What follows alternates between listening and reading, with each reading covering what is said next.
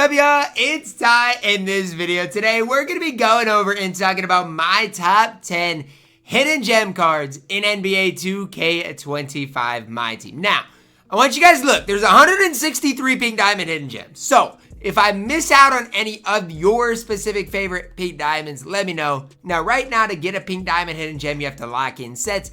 Wouldn't necessarily recommend that. However, I think I do believe next season in Showdown, there may be some available. Possibly next season in Salary Cap might be some available. So just something to kind of keep in the back of your minds is right now these hidden gems might not be super important, but down the road they will be. Also, out of these random hidden gem packs, I've yet to see a Victor Wembanyama, those types of cards.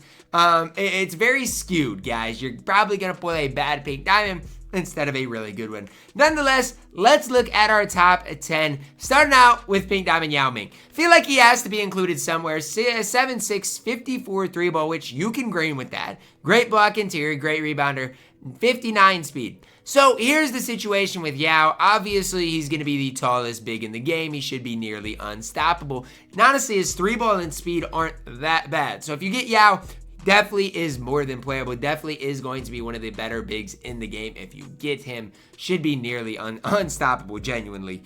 Coming in at my number 10. At my number 9, we're plugging in another center power forward. This one's Hakeem Olajuwon, 7 feet tall, 84 3 ball. Really good defensively, good player build, 87 speed.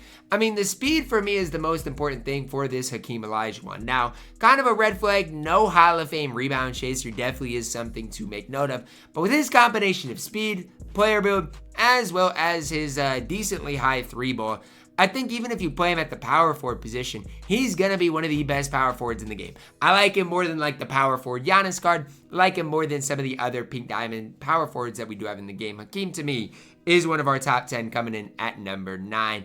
At number 8, we're plugging in pink diamond Kawhi Leonard, small forward, power forward. Definitely play him at small forward. 6'7", 89 3 ball, 85 driving dunk, 88 ball. Defensive stats elite, 90 speed, 10 Hall of Famers, including all of the Hall of Fame badges you could possibly ask for. On ball menace, paint patroller, immovable, glove, interceptor, off ball, pest challenger. Does also come with posterizer as well as set shot specialist. So catch and shoot situation, shouldn't miss any shots with Kawhi Leonard. And he can just kind of play that 3-and-D role. I feel like that's going to be important nearly all year long. Just having a guy can kind of spot up, knock down shots, and be that on-ball defender.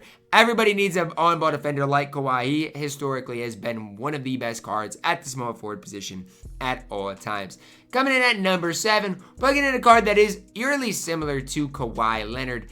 This guy is going to be able to play this shooting guard position. That is Ron Artest. Now, again, I got to sort through some things here to try to find Ron Artest. Here he is. 6'7", 87 3 ball, 86 ball, and eerily similar stat-wise to Kawhi, maybe slightly better. Does come with an extra Hall of Fame badge as well. I just think Ron Artest is slightly better than Kawhi. I think the cards are really close. Both cards are going to be really, really, really good. I just think Ron Artest, because he does have shooting guard eligibility, and gives you slightly more, I think, on the defensive end as well, is deserving of being that one step higher. Now, again, it's important to note, I haven't used a lot of these guys' releases. I'm just going on history that both I've used Kawhi's release, but Ron Artest historically has had a really good release as well. And if he does have that Rudy base this year, should be one of your best small forward shooting guards in the entire game. At number 6, we're plugging in another big man. This one, David Robinson's pink diamond, 7'1", 85 3 ball, 85 standing driving dunk, defensively an absolute beast with 87 speed. Eerily similar stat-wise to Hakeem Olajuwon. One of the differences, D-Rob does have Hall of Fame rebound chaser. I brought it up when I went through Hakeem, just because I wanted to kind of make note of that for when we went through to David Robinson. That's one thing D-Rob does have over Hakeem. Also is an inch taller. Now, what does Hakeem have over D-Rob? Well, the ability to play the power forward position, which is super important. But I'll take D-Rob's height. I'll take D-Rob's Hall of Fame rebound chaser. Run him at that center position if I ever got the card. And he definitely could compete for the, foreseeable future. At number 5, we've got a point guard that, honestly, I'm surprised can play point guard in Zack LaVine. Normally, historically, on the TyDeBo channel, you will see me slander Zack LaVine cards in my team. I don't historically like his player build, don't like his player model, don't like his defense. But this Zack LaVine's different. Can play the point guard position. He's 6'5", 92 3-ball, 99 driving dunk, decent ball handle. But look at the defense. 88 steal, 89 perimeter, 78 interior, 95 speed, 11 Hall of Fame badges, including all of those offensive badges. Meanwhile, comes with 18 defensive badges and nearly every badge in the entire game. Zack LaVine can get you. Apply brick wall and movable paint patroller to this card, as well as maybe like strong handle, mini marksman, badges like that.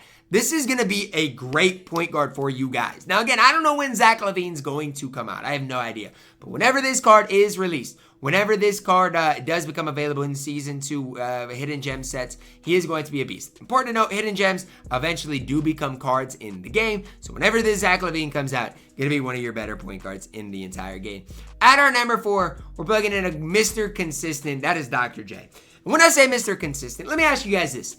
When was the last time we saw a Julius Erving card that wasn't great in my team? I can't remember. I feel like whenever we get Dr. J, he's always one of the best cards in the entire game. This card is going to be absolutely no different. 6'7" at the 2, 89 3-ball, 98 driving dunk, 90 ball handle, defensively an absolute beast. Why do I like Dr. J more than Ron Artest? Great question. He's going to be able to handle the ball way better. You guys can see the Hall of Fame handles for days. Deadeye. Offensively going to be way better. Defensively, yes, Ron Artest, Kawhi are going to be better than Dr. J, but I feel like as far as like overall who gives you more, to me it's Dr. J. Offense, defense, as far as an overall card, it's going to be tough to beat this card. Yes, when you get him, you're going to have to obviously apply that limitless range, but Dr. J is an absolute beast on this game. At our number 3, we're going to plug in another point guard. Got to find where this card is at. I honestly thought Zack LaVine was going to be the only point guard on this list until I found this card. Now, kind of a disclaimer right now with this card is one of the main reasons he's here is because of his release. Absolutely incredible release. 6'6" Devon Booker, 94 3-ball, 80 driving dunk, 88 ball handle. Defensively for D-Book, not great. But he is 6'6" at the point guard position. Super important to make note of that. Obviously, badge-wise, I would like to see a little bit more, but we know silver badges turn into gold. Looking at a card with 7 Hall of Famers, 17 on gold. Plus, you apply some badges to him, he is going to be just fine on that defensive end of the court. And offensively, he is going to be one of the best point guards in the entire game. I was kind of really struggling on where to put D-Book, but then I looked at these Hall of Famers again, and I'm like, who is going to stop him? Deadeye, Limitless, Handles for Days, Set Shot Specialist, Shifty Shooter, Ankle Assassin, Lightning Launch. Like, offensively speaking, D-Book's all you need. Coming in at my number 3. At my number 2, we're plugging in a center that I always love in 2Ks. Kristaps Porzingis, Tingus Pingus, 7'2", 93 3-ball, good standing driving dunk, defensively solid, 94 block, 88 interior, solid rebounder, strength-wise, 88. Super important. Normally KP sometimes doesn't have great strength. This KP does.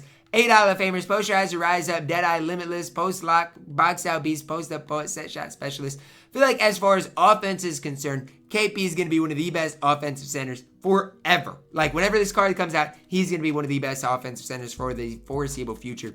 Honestly, don't think we're that far away from seeing this KP in my team. I think it's kind of a, coming up sooner than people probably think. This card is going to be, if I can afford him, my center, 100%. I like stretch bigs. Not only that, KP is 7'2", good strength. He's going to be able to compete on the defensive side of the ball as well. So for me, that's why I like KP so much. Coming in at our number 2. At our number 1, no surprise, Victor Wembanyama. 7'4", 87 3-ball, 90 standing dunk, 80 driving dunk, defensively a menace.